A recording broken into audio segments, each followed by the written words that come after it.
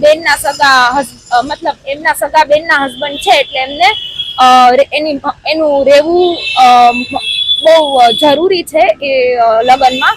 એટલે અમે કીધું કાંઈ વાંધો નહીં, અમે વેઇટ કરશી એની. પણ અમને 4 મહિના થયા, 6 મહિના થયા, અમને પ્રોપર કાંઈ એનું રિસ્પોન્સ નહોતો મળતો. ને ત્યાર દરમિયાન ઈ મારા ઉપર બળજબરી ગોળધાણા પછી જ કરવા માંડ્યો હતો. ને ત્યાર પછી 4-6 મહિના થવા માંડ્યા એટલે મેં એમના પેરેન્ટ્સને ઇન્ફોર્મ કર્યું કે આ મારી સાથે બળજબરી કરે છે.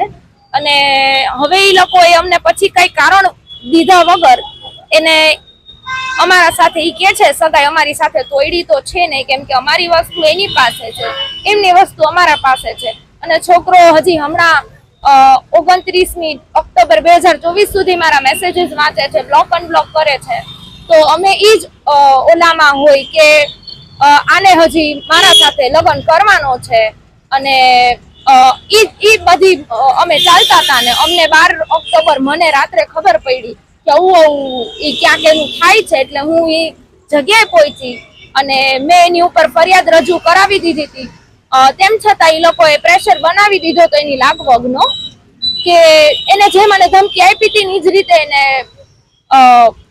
કર્યું બધું. કે સગાઈ ચાલતી હતી એ દરમિયાન એમના ઘરે જતા ત્યારે શારીરિક સંબંધ, હા, ત્યારે એના પેરેન્ટ્સને મેં કીધું હતું, તો એને કીધું હતું તું કોઈને ના કહેતી. પછી મેં ફરી પાછું કીધું, તેને કીધું કે અમારે બહુ ઊંચા કોન્ટેક્ટ છે, એટલે તું કોઈને કહીશ તોય તારી વાત કોઈ સાંભળશે નહીં. અને એ 2 વર્ષમાં અમે એટલે જ મેં પગલું ભર્યું, કેમ કે એ ધમકી મને આવેલી હતી ને હજી મને ગયા મંગળવારે પણ અમારી ઘરે ચેતેશ્વર જીજુ આવીને કહી જ ગયા છે. પણ તેમ છતાંય મારા સાથે આટલું બધું બની ગયા પછી હવે મારા સાથે કોણ લગ્ન કરશે, હવે મારું શું થશે?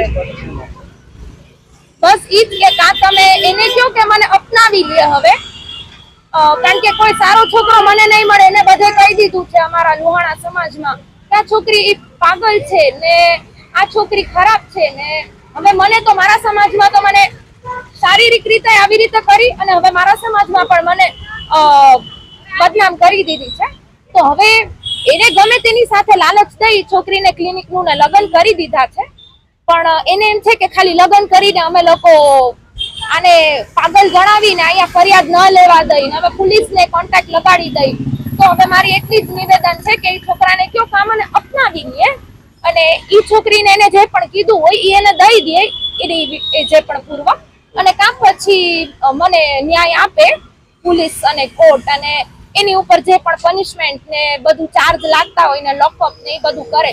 એટલે આ છોકરો બીજી વાર હિંમત ના કરે કોઈ છોકરીને હાથ અડાડવાની ખોટી રીતે. અને